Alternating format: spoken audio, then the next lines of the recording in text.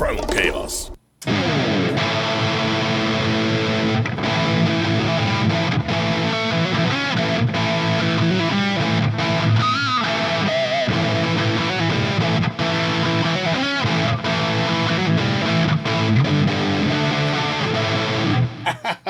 Man, it's been a minute since I played that riff. All right, you could probably tell.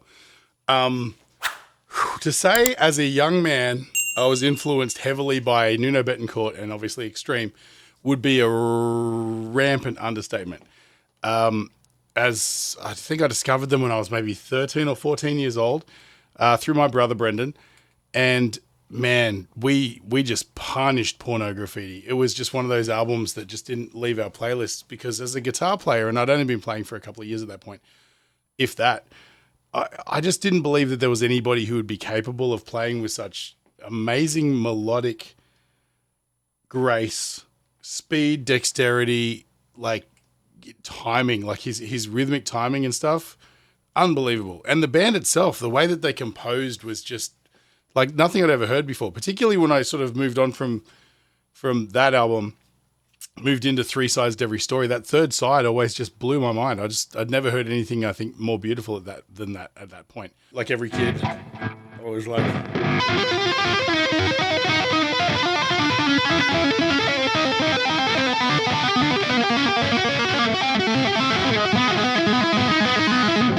You know, flashy tapping and stuff like that is always great to impress the chicks. Influential doesn't even begin to describe it. And you know, as a guitar player who's been playing for this long, I should be better. And that's just through neglect and not practicing and stuff like that. But for a while there as a kid, I got really good.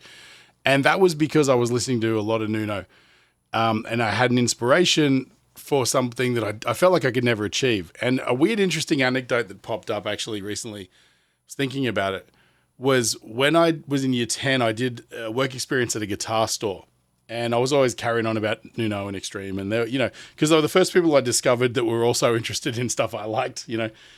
And this guy comes in one day, a customer who's a regular, and the guy behind the counter is like, dude, you think you like Extreme? Wait till you talk to this guy. He's a regular and, you know, he can play everything that Nuno can play. And I'm like, no one can do that, right? And so I talked to this dude and we grabbed a guitar and he sat down and he showed me a bunch of the riffs and solos and everything. I was like, wow. And I mean, this was one of those dudes who definitely doesn't do much except sit in his bedroom playing Extreme, right? But it was the first time I'd witnessed an actual human being doing the things that I'd heard Nuno do or seen him do on his video clips and things like that. And it was a total game changer for me. It meant that it was possible, you know. And so I spent a lot of time practicing and a lot of time, you know, trying to figure out how to be a creative guitar player who's versatile and things like that. And, you know, if I'd have stuck with it, I probably would be a much better guitar player today. But to say that they influenced my formative years is a gross understatement. I just wanted to get that out of the way just to let you guys know that I'm not just some other reactor who's just like, what's this song everyone's doing? Now, why have I taken so long? I'm definitely behind the eight ball on this one, late to the party as usual, because I heard about this and I didn't want to hear it and I haven't had time to get in the studio, but this will definitely be a first reaction. But yeah, just know that it comes from a place of deep respect for me, okay? So anyway, that said, like Extreme, I followed their careers. You know, I went pretty deep. Porno Graffiti, and then I think Three Sides. Then I got a hold of their original self-titled album. And again, Play With Me. I mean, I knew that song from, I think, Bill and Ted's Excellent Adventure. But, you know, that whole album is intense, you know. And then after that, Waiting for the Punchline, I was kind of drifting away from him at that point. It was a much different sound, much drier. And I think as an older person, I'd probably appreciate that album a lot more now if I went back and really dug into it. Then there was things like Nuno's Schizophonic album, which I actually really liked on a completely separate level. Like if I took it away from Extreme and it was just Nuno expressing himself, I really dug that. Morning Widows, I think it was the Morning Widows. He's got a song called Stiff, which I'm a huge fan of as well. I think it's from Morning Widows. And because the solo in that is, again, something like I'd never heard before. It was rhythmic more than it was guitar playing. And it uses, I think, an octaver to really give it some punch and stuff like that. So, yeah, you know, after that, I kind of fell out of not out of love for Extreme. Obviously, I always love those albums, but I wasn't super interested in hearing anything else until now. And I'm like, okay, so what does Extreme offer in 2023, right? I saw them live a couple of years ago, and man, they rocked the house. They still had it, right? I wasn't looking at them going, boy, they used to be better. You know, it was like watching Extreme back in 1989. You know, it was really good. Sharon still got a lot of character and a lot of energy, probably more than he ever had. You know, Pat Badger is still just a great bass player. And you know, he's having a three pieces out the front who can all sing is something else, you know, as well. I'm still not familiar with who the new when I say new, the drummer who's been with the band for like over, you know, probably 2 decades now. Still not familiar with his name, but you know, again, respect. The guy's insane. So yeah, I'm gonna dive right in. But before I do, I just wanted to say this video is brought to you today in part by Enchroma. Enchroma make glasses for colorblind people like myself. If you or anyone you know is colorblind, or you think you might be, click the link in the description. It'll take you to their website where you can do a free eye test and maybe just, you know, pick up a pair of glasses while you're there. They definitely have reshaped the way I see color in the world. I'm a huge fan of the product. I wear them every day. So I'm super excited to have them as a sponsor. Anyway, let's dive right in. Extreme Rise. I'm actually really excited. This better not suck, Nuno. Here we go.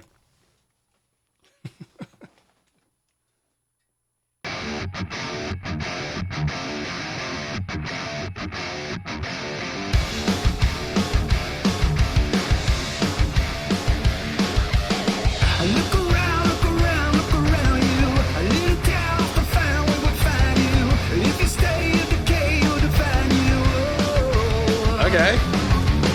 Come along, come and join us. Take a little walk in the middle of the madness. Get your mind and your eye and your reason and blow. Sure. You can feel it, can you taste it? Take a bite of your life, don't you waste it. Ride the lightning, roll the thunder. You're the chosen one. Yeah, there it is. That's the Extreme I know. Straight to the top.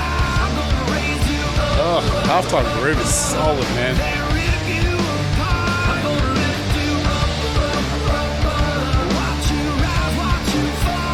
Gonna raise you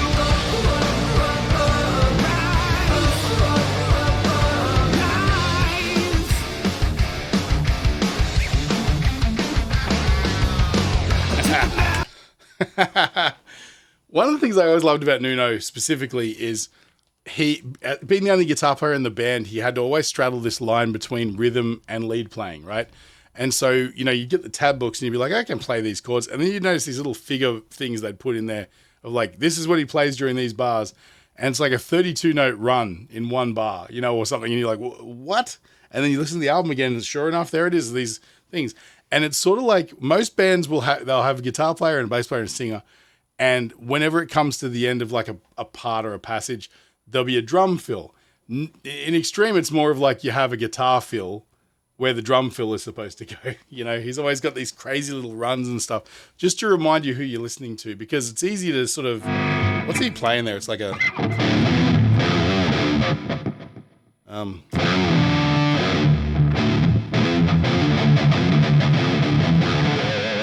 whatever it is, you know.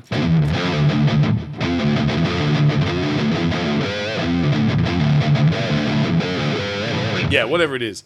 That's a simple riff that pretty much anyone in drop D could come up with, right? Fortunately, just happened to have this guitar in drop D.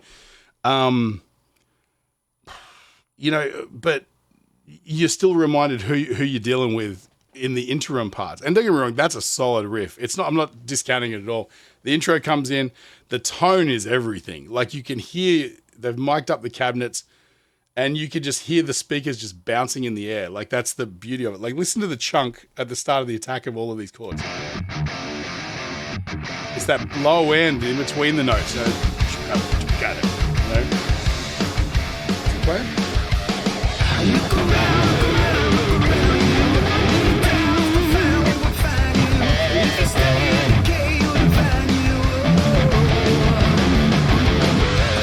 Whatever it is.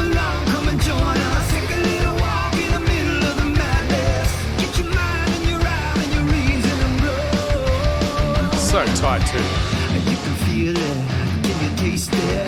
Take a bite of your life, don't you waste Sharon has lost 0% of his suave kind of energy, man.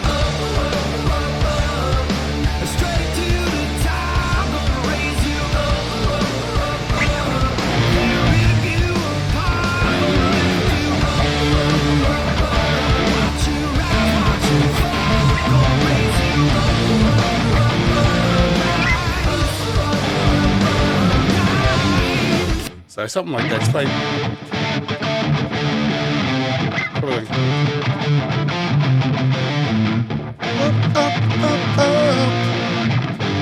It's something like D, B flat, A. Again, they're not breaking any rules or breaking any new ground with the riffs, but that halftime feel is everything, right?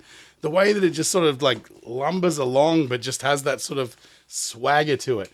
And it's the kind of swagger that like Sharon embodies in the way that he physically performs as well. It's like everything about this band is like, it wouldn't matter what they played, it just feels extreme. It feels like extreme, you know? Let's jump back. I want to hear that chorus again.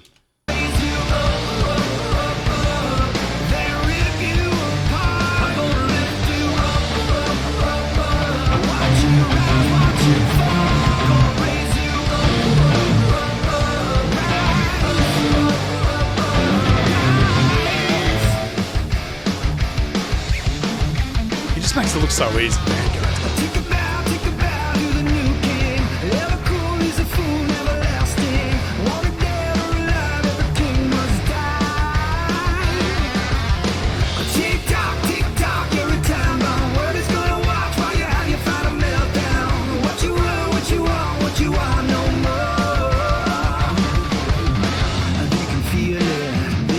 God damn it.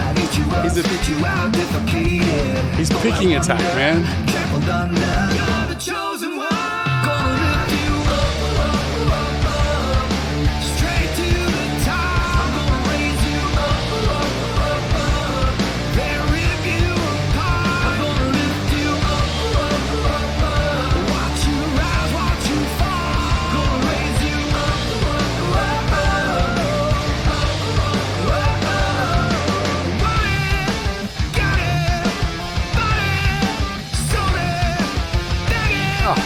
Come on.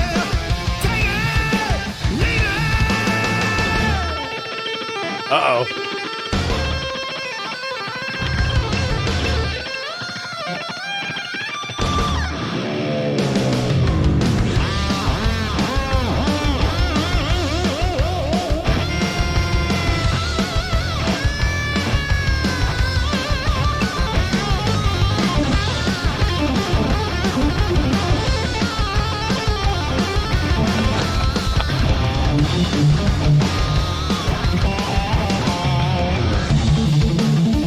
Oh, shit.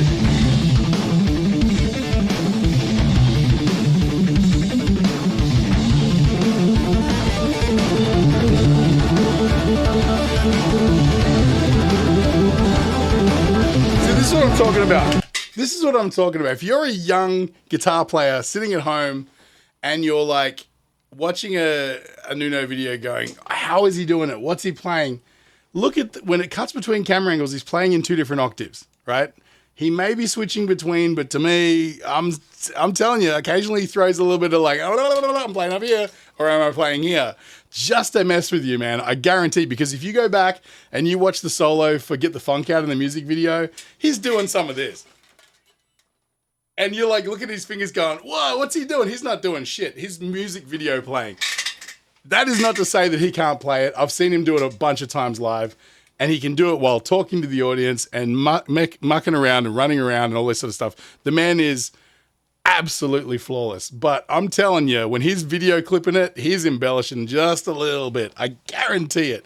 And more power to him. I'd do it too. Because, like, watch this when he does this thing. And what song is that from?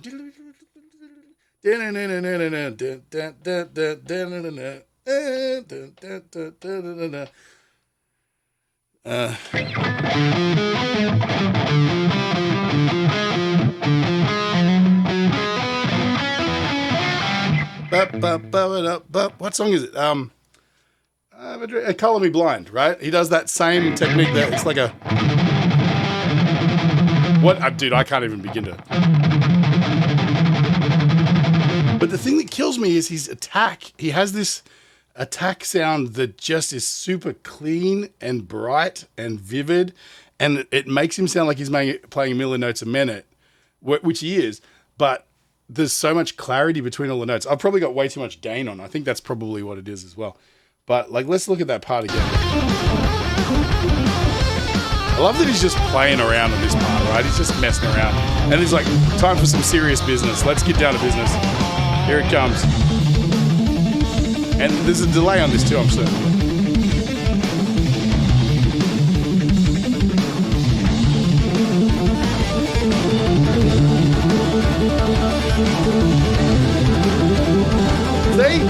See?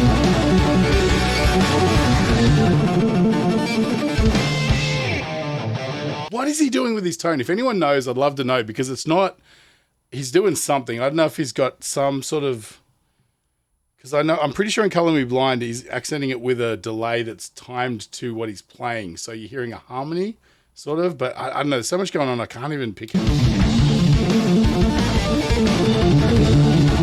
But that tone is unusual, right?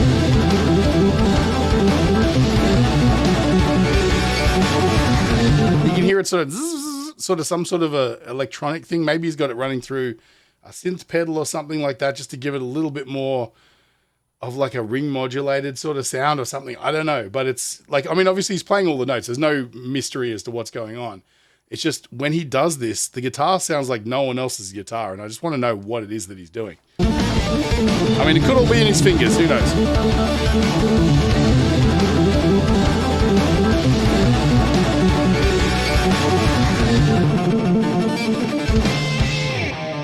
Oh, come on.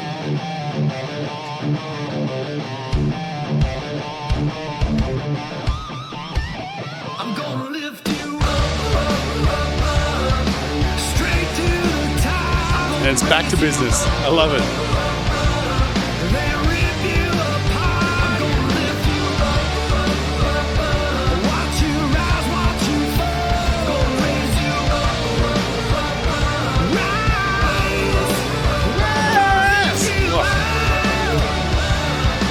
straight to the top. Gonna lift you up and rip you apart. Gonna lift you up, watch you rise, watch you fall. Gonna lift you up,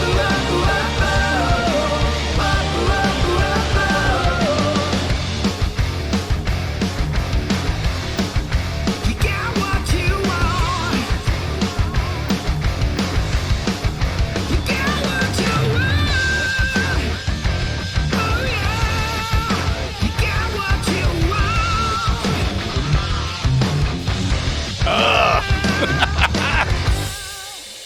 Come on. Yes. Yes. Do you know what that was? That was a 4-minute, 30-hour advertisement of like, oh, you guys thought we went away. No. You just weren't paying attention. And this is what we do, you know? It's just it's a not so subtle reminder that you just don't ever forget about Extreme, because they're still kicking on, they're still doing their thing, and they're still doing it better than everyone else. Oh my God. Like, I was saying to someone today, because I was talking to someone at work about potentially coming home and doing this one. And yeah, I got a day job. Deal with it. And I was saying, you know, this is like, Nuno is he's like the Eddie Van Halen for guitar players, at least from my perspective, right? And I know that a lot of people will be like, no, Van Halen is the Van Halen for guitar players. But I don't know. I think there's something a little bit more nuanced about, you know, where I mean, they're both, I was going to say that maybe Van Halen was more of an innovator and things like that, but Nuno's done so much that was brand new as well. So I think at the very least they stand shoulder to shoulder. But for me, I mean, I love Van Halen as well, but to me, Extreme were always the ones that caught my attention. And I think it was more of the composition outside of what Nuno does on the guitar that sort of really hooked me in. But and I mean, look, this was a straight up rock song. They're not reinventing the wheel. They're not doing anything different. In fact, Nuno was even reprising something from Three Sides, in the guitar solo. It's not the first time he's done that thing, but it's still, when you hear it in a new context, you're like, oh my God, just the cleanness of his picking and the just his ability to just create these guitar textures in the form of a solo, you know, and his ability to do all of that and still be the coolest MFO that ever picked up a guitar, like visually as well.